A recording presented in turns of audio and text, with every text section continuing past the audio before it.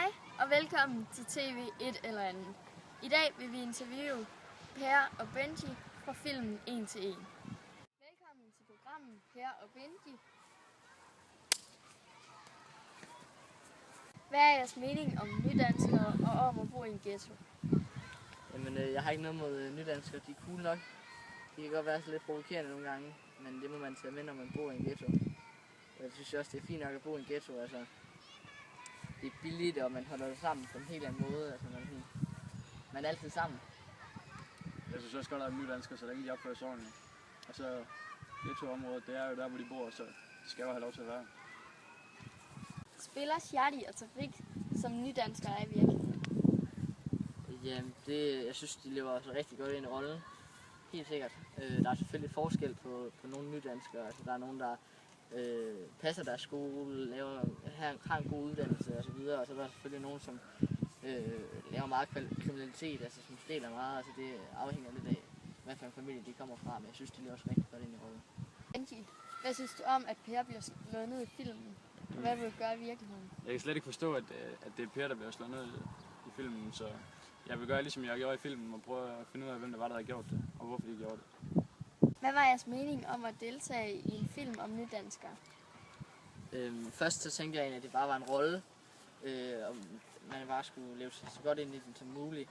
Men pludselig så tænkte man egentlig over, at det var egentlig også meget hverdag præget af den, fordi nu lever vi selv i en ghetto, og der sker jo også sådan nogle ting. Og altså, vi lever jo side om side med, man kan sige, med nydanskere. Ikke at det er en dårlig ting, men det gør vi jo. Så det er meget hverdagspræget film, kan man sige, for os.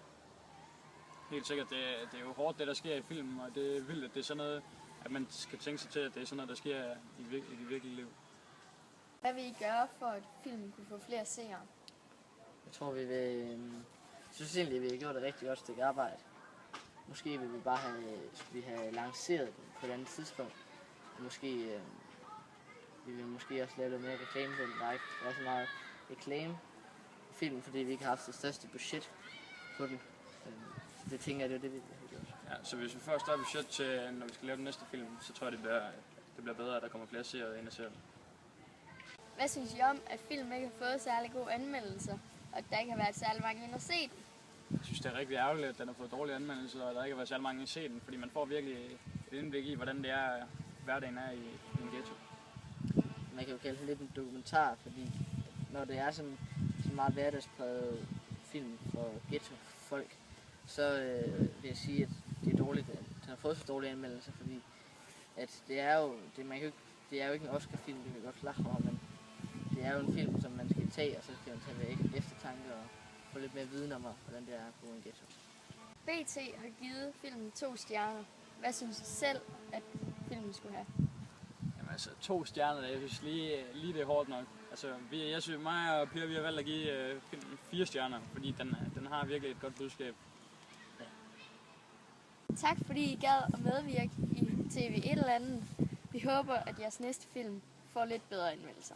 Selv tak. I'm out.